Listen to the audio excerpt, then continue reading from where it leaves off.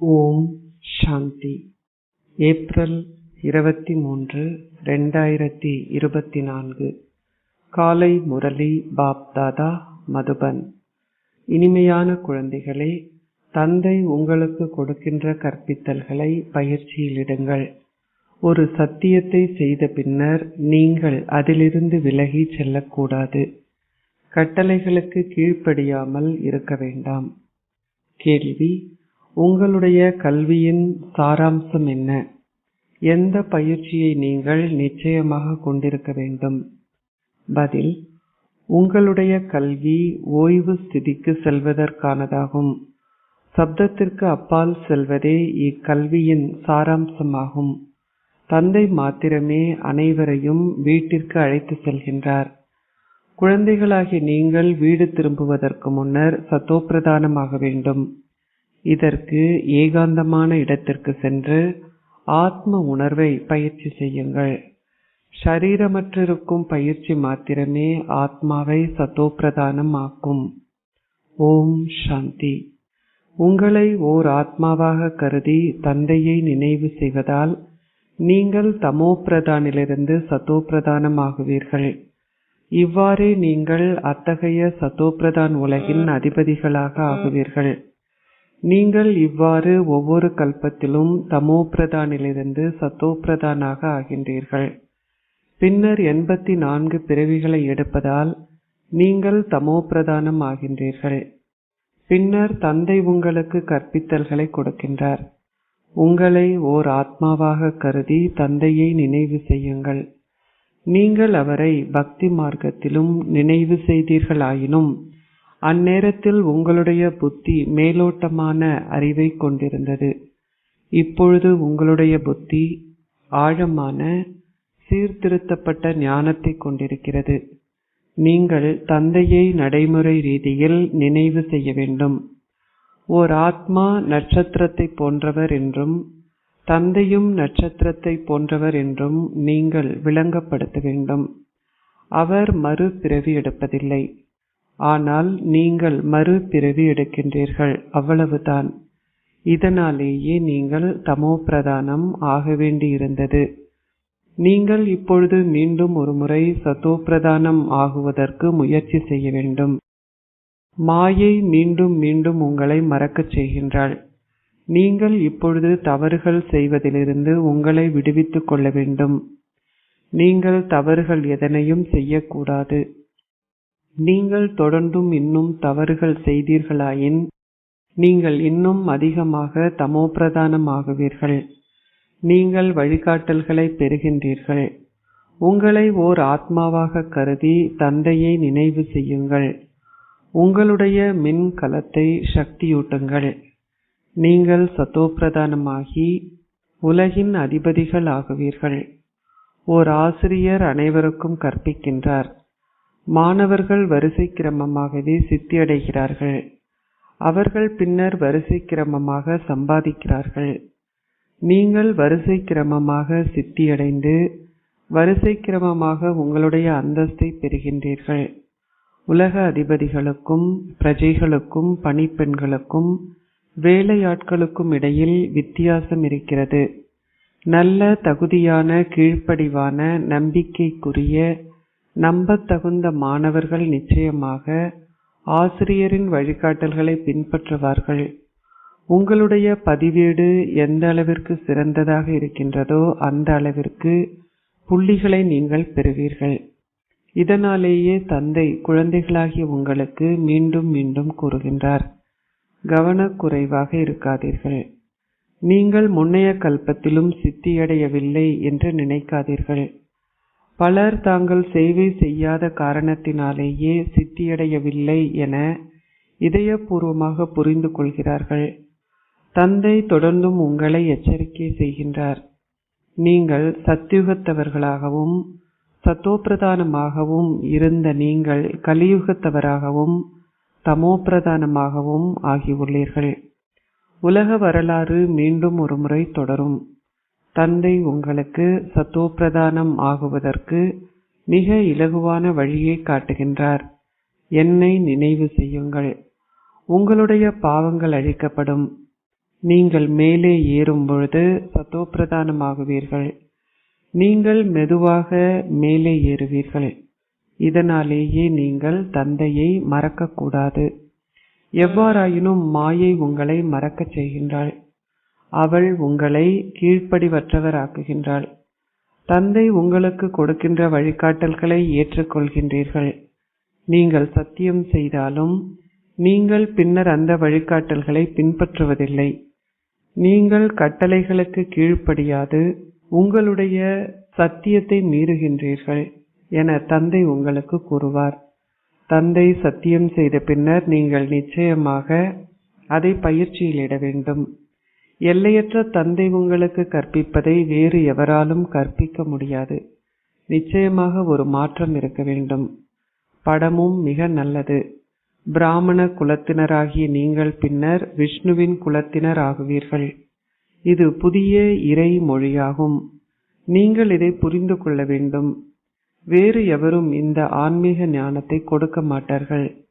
தங்களை ஆன்மீக ஸ்தாபனைகள் என அழைத்துக் கொள்கின்ற ஸ்தாபனங்கள் சில இருக்கின்றன. எவ்வாறாயினும் உங்களுடையதை தவிர வேறு எந்த ஆன்மீக ஸ்தாபனமும் இருக்க முடியாது. பல போலியானவை உள்ளன. இது புதியதொன்றாகும். உங்களில் வெகு சிலரே இருக்கின்றீர்கள். வேறு எவராலும் இவற்றை புரிந்து கொள்ள முடியாது.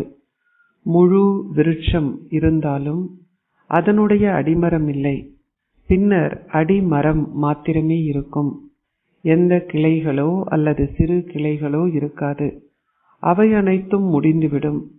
எல்லையற்ற தந்தை உங்களுக்கு எல்லையற்ற விளக்கத்தை கொடுக்கின்றார். இப்பொழுது முழு உலகத்திலும் ராவணனின் ராஜ்யம் இருக்கிறது. இது இலங்கா ஆகும், ஒரு தீவு. அந்த லங்கா கடலின் மறுபுறத்தில் இருக்கிறது. எல்லையற்ற உலகமும் கடலில் இருக்கிறது. சுற்றி வர நீர் இருக்கிறது. அந்த விஷயங்கள் எல்லைக்குட்பட்டவை. தந்தை உங்களுக்கு எல்லையற்ற விஷயங்களை கற்பிக்கின்றார். தந்தை ஒருவரே உங்களுக்கு விளங்கப்படுத்துகின்றார். இது ஒரு கல்வியாகும். உங்களுடைய பெரு பேறுகள் கிடைக்கும் வரை நீங்கள் கற்பதில் ஈடுபடுகின்றீர்கள். பின்னர் நீங்கள் ஒரு தொழிலை பெறுகின்றீர்கள். உங்களுடைய புத்தி அதிலேயே தொழிற்படுகிறது. கல்வியில் கவனம் செலுத்துவது மாணவரின் கடமையாகும். இருக்கும் பொழுதும் நடமாடும் பொழுதும் உலாவும் பொழுதும் நீங்கள் நினைவில் இருக்க வேண்டும். இந்த கல்வி மாணவர்களாகிய உங்களின் புத்தியில் இருக்கிறது. மாணவர்கள் பரீட்சையில் தோல்வியடையாமல் இருப்பதற்கும் பரீட்சை காலத்தில் கடுமையாக முயற்சி செய்கிறார்கள். வீட்டில் சப்தத்தின் காரணமாக அதிர்வுகள் நன்றாக இல்லாமையால் அவர்கள் கற்பதற்காக விசேஷமாக காலையில் பூங்காவிற்கு செல்கிறார்கள். தந்தை விளங்கப்படுத்துகின்றார். ஆத்ம உணர்வுடையவராக இருக்கும் பயிற்சியை ஏற்படுத்தி கொண்டீர்களாயின் நீங்கள் மறக்க மாட்டீர்கள். ஏகாந்தமான இடங்கள் பல இருக்கின்றன. ஆரம்பத்தில் நீங்கள் வகுப்பை முடித்துவிட்டு மலைகளுக்கு சென்றீர்கள். இப்பொழுது நாளுக்கு நாள் ஞானம் ஆழமாக செல்கிறது. மாணவர்கள் அவருடைய இலக்கையும் குறிக்கோளையும் நினைவு செய்கிறார்கள். இந்த கல்வியானது இளைப்பாறும் ஸ்திதிக்கு செல்வதற்கானதாகும். ஒருவரை தவிர வேறு எவராலும் உங்களுக்கு கற்பிக்க முடியாது. சாதுக்கள் புனிதர்கள் அனைவரும் உங்களுக்கு பக்தியை கற்பிக்கிறார்கள். தந்தை ஒருவர் மாத்திரமே உங்களுக்கு சப்தத்திற்கு அப்பால் இருக்கும் வழியை காட்டுகின்றார். தந்தை ஒருவர் மாத்திரமே அனைவரையும் மீண்டும் வீட்டிற்கு அழைத்து செல்கின்றார். இது இப்பொழுது உங்களுடைய எல்லையற்ற இளைப்பாறும் ஸ்திதியாகும் என்பது எவருக்கும் தெரியாது. தந்தை கூறுகின்றார், குழந்தைகளே, நீங்கள் அனைவரும் ஓய்வு பெறும் நிலையில் இருக்கின்றீர்கள். முழு உலகமும் ஓய்வு பெறும் நிலையில் இருக்கிறது. ஒருவர் கற்கின்றாரோ இல்லையோ அனைவரும் வீடு திரும்ப வேண்டும். ஆத்மாக்கள் அனைவரும் அஷரீரி உலகிற்கு சென்று அவர்களுடைய சொந்த பிரிவுகளுக்கு செல்வார்கள். உருவாக்கப்பட்ட ஆத்மாக்களின் விருட்சம் அற்புதமானதாகும். இந்த முழு நாடகத்தின் சக்கரமும் நிச்சயமாக மிக சரியானதாகும். சிறிதளவு வேறுபாடும் இருக்க முடியாது. லிவர் கடிகாரமும் சிலிண்டர் கடிகாரமும் இருக்கிறது. லிவர் கடிகாரம் மிக சரியானதாகும். இங்கும் கூட சிலருடைய புத்தியின் யோகம் லிவர் கடிகாரத்தை போன்றதாகவும் மற்றொருவருடையது சிலிண்டர் கடிகாரத்தை போன்றவும் உள்ளது. சிலரால் சிறிதளவேனும் யோகத்தை கொண்டிருக்க முடியாதுள்ளது. அந்த கடிகாரம் சிறிதளவேனும் தொழிற்படாமல் இருப்பதை போன்றதாகும். நீங்கள் முழுமையான லிவர் கடிகாரத்தை போல் ஆக வேண்டும். அப்பொழுது மாத்திரமே நீங்கள் ராஜ்யத்திற்குள் செல்வீர்கள். சிலிண்டர் கடிகாரத்தை போல் இருப்பவர்கள் பிரஜைகளின் பகுதியினராக ஆகுவார்கள். நீங்கள் ஒரு லிவர் கடிகாரம் ஆகுவதற்கு முயற்சி செய்ய வேண்டும். பல மில்லியன்களில் கைப்பிடி அளவு என கூறப்படுகிறது. இது ராஜரீக அந்தஸ்தை பெறுபவர்களை மாத்திரமே குறிக்கிறது. அவர்களே வெற்றி மாலையில் கோர்க்கப்படுகிறார்கள். உண்மையிலேயே முயற்சி தேவைப்படுகிறது என்பதை குழந்தைகளாகிய நீங்கள் புரிந்து கொள்கிறீர்கள். அவர்கள் கூறுகிறார்கள், பாபா, நான் உங்களை மீண்டும் மீண்டும் மறக்கின்றேன். பாபா விளங்கப்படுத்துகின்றார், குழந்தைகளே, நீங்கள் எவ்வளவு பலவீனமானவர்கள் ஆகின்றீர்களோ அவ்வளவு சக்தியுடன் மாயை உங்களுடன் சண்டையிடுவாள். அவர்கள் மல்யுத்தத்தில் மிகவும் கவனமாக இருக்க வேண்டும். பலமானவர் பலமானவரை இனம் காண்பார். இங்கும் அவ்வாறே மகாவீர் குழந்தைகள் இருக்கிறார்கள். அவர்களும் வரிசை கிரமமாகவே இருக்கிறார்கள். மாயை மிக நல்ல மகாரதிகளுக்கு மிக பலமான புயல்களை கொண்டு வருகின்றாள். மாயை உங்களுக்கு எவ்வளவு தொல்லைகளை கொடுத்து புயல்களை கொண்டு வந்தாலும் நீங்கள் எச்சரிக்கையாக இருக்க வேண்டும். நீங்கள் எந்த சூழ்நிலையிலும் தோற்கடிக்கப்படக்கூடாது. உங்களுடைய எண்ணங்களில் புயல்கள் வந்தாலும் நீங்கள் அந்த செயல்களை பௌதீக புலன்களால் செய்யக்கூடாது. உங்களை விழச் செய்வதற்காக புயல்கள் வருகின்றன. மாயையுடன் யுத்தம் இல்லாது விட்டால் நீங்கள் எவ்வாறு பலமான மல்யுத்த வீரர் என அழைக்கப்பட முடியும்? நீங்கள் மாயையின் புயல்களில் அக்கறை காட்டக்கூடாது. எவ்வாறாயினும் முன்னேறும் பொழுது நீங்கள் உங்களுடைய புலன் அங்கங்களின் ஆதிக்கத்திற்கு உட்பட்டவராகி உடனடியாக வீழ்ந்து விடுகின்றீர்கள். இந்த தந்தை உங்களுக்கு ஒவ்வொரு நாளும் விளங்கப்படுத்துகின்றார். நீங்கள் பௌதீக புலன்களின் மூலம் எந்த பாவ செயல்களையும் செய்யக்கூடாது. நீங்கள் சட்டத்திற்கு முரணான செயல்கள் செய்வதை நிறுத்தாது விட்டால் நீங்கள் சில சதங்கள் பெறுமதியான அந்தஸ்தையே பெறுவீர்கள். நீங்கள் தோல்வி அடைவீர்கள் என்பதை நீங்களே உள்ளார்ந்தமாக புரிந்து கொள்கிறீர்கள். அனைவரும் வீடு திரும்ப வேண்டும். தந்தை கூறுகின்றார், நீங்கள் என்னை நினைவு செய்தால் அந்த நினைவு ஒருபொழுதும் அழியாது. நீங்கள் என்னை சிறிதளவு நினைவு செய்தாலும் நீங்கள் சொர்க்கத்திற்கு செல்வீர்கள். நீங்கள் என்னை சிறிதளவு நினைவு செய்வதால் என்ன அந்தஸ்தை பெறுவீர்கள் என்பதையும், என்னை அதிகளவு நினைவு செய்வதால் என்ன அந்தஸ்தை பெறுவீர்கள் என்பதையும் நீங்கள் புரிந்து கொள்கிறீர்கள். ஒவ்வொருவரும் எவ்வாறு ஆகுவார்கள் என்பது தொடர்ந்தும் மறைந்திருக்க முடியாது. உங்களுக்கு இப்பொழுது இதய வழுவல் ஏற்பட்டால் நீங்கள் என்ன அந்தஸ்தை பெறுவீர்கள் என்பதை உங்களாலேயே புரிந்து கொள்ள முடியும். நீங்கள் பாபாவிடமும் கேட்கலாம். நீங்கள் முன்னேறி செல்லும் பொழுது இதை நீங்களே புரிந்து கொள்வீர்கள். விநாசம் முன்னே நிற்கிறது. புயல்கள், மழை, இயற்கை அனர்த்தங்கள் முதலியன வருவதற்கு முன் அவை உங்களிடம் கூறிவிட்டு வருவதில்லை. ராவணன் ஏற்கனவே இங்கே அமர்ந்துள்ளான். இது மிகப்பெரிய பரீட்சையாகும். சித்தியடைபவர்கள் உயர்ந்த அந்தஸ்தை பெறுகிறார்கள். அரசர்கள் மிகவும் புத்திசாலியாக இருக்க வேண்டும். அதனால் அவர்களால் அவர்களுடைய பிரஜைகளை பராமரிக்க கூடியதாக இருக்கும். மிக சிலரே ICS பரீட்சையில் சித்தியடைகிறார்கள். தந்தை உங்களுக்கு கற்பித்து சொர்க்கத்தின் சதோபிரதான் அதிபதிகள் ஆக்குகின்றார். நீங்கள் தமோ பிரதானிலிருந்து சதோபிரதானம் ஆகினீர்கள். நீங்கள் இப்பொழுது தந்தையின் நினைவின் மூலம் சதோபிரதானம் ஆக வேண்டும் என்பதும் உங்களுக்கு தெரியும். நீங்கள் தூய்மையாக்கும் தந்தையை நினைவு செய்ய வேண்டும். தந்தை கூறுகின்றார், மன் மனாபவ். இது அதே கீதையின் பாகமாகும். இந்த கீதை இரட்டை கிரீடம் உடையவர் ஆகுவதற்கானதாகும். தந்தையே உங்களை அவ்வாறு ஆக்குகின்றார்.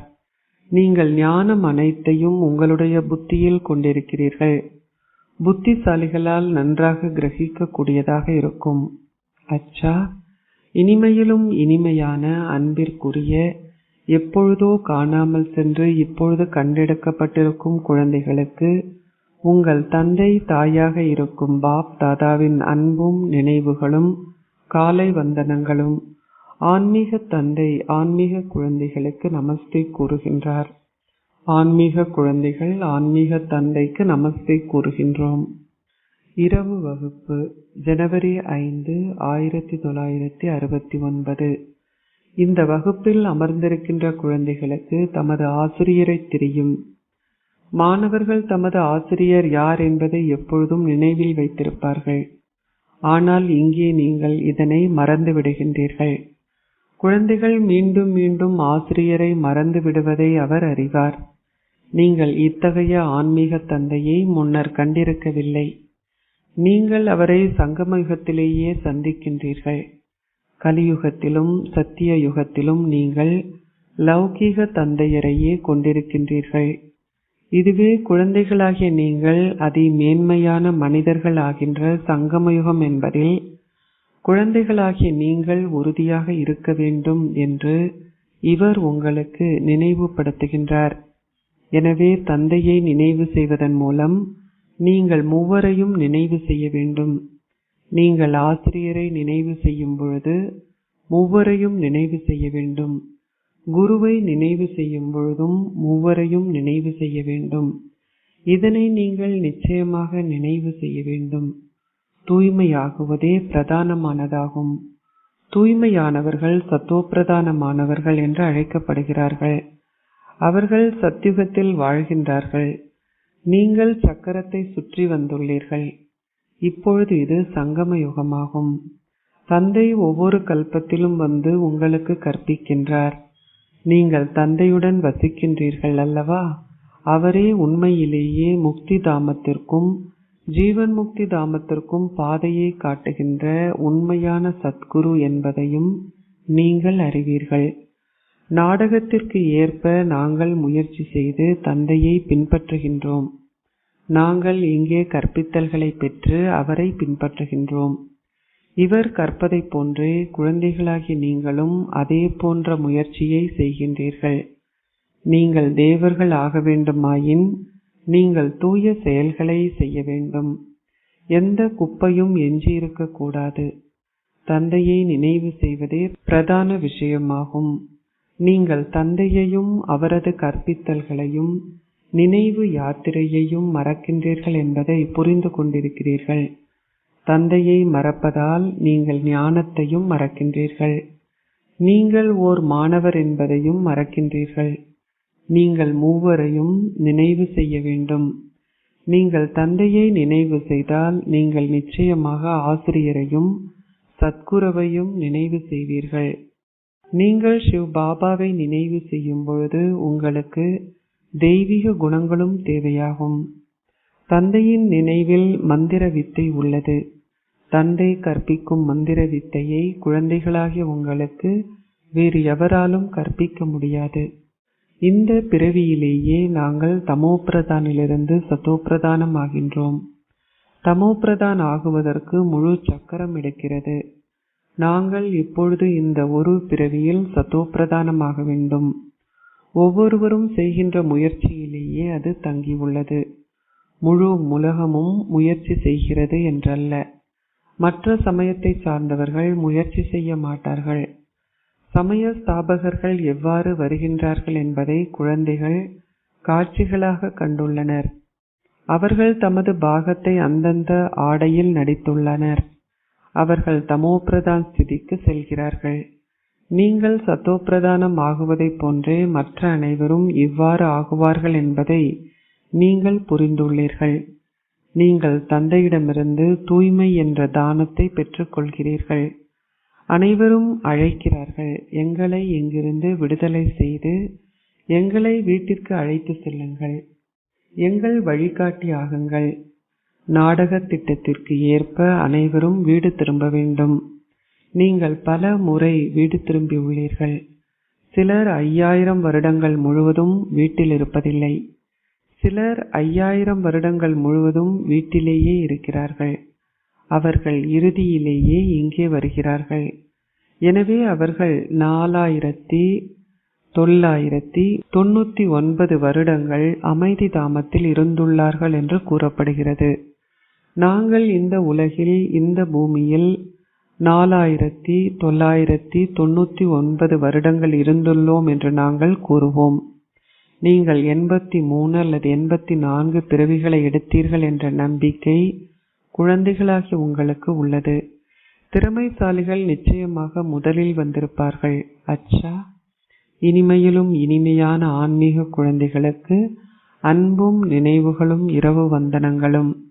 தாரணைக்குரிய சாரம் 1. சதோபிரதான் ஆகுவதற்கு நினைவு யாத்திரையில் உங்கள் மின்கலத்திற்கு சக்தி ஊட்டுங்கள். தவறு செய்வதில் இருந்து விடுபட்டிருங்கள். உங்கள் பதிவேட்டை நன்றாக வைத்திருங்கள். கவனக்குறைவாக இருக்காதீர்கள். 2. சட்டத்திற்கு முரணான செயல்களை செய்யாதீர்கள். மாயையின் புயலை குறித்து கவலைப்படாதீர்கள். ஆனால் உங்கள் புலன்களை வெற்றி கொள்ளுங்கள். லிவர் மணிகூண்டை போன்று மிக சரியான முயற்சியை செய்யுங்கள். ஆசீர்வாதம். நீங்கள் சேவை செய்வதன் மூலம் சந்தோஷம், சக்தி மற்றும் அனைவரதும் ஆசீர்வாதங்களையும் பெறுகின்ற ஒரு புண்ணிய ஆத்மா ஆகுவீர்களாக. சந்தோஷமும் சக்தியுமே நீங்கள் செய்கின்ற சேவையின் தென்படுகின்ற உடனடி பலனாகும்.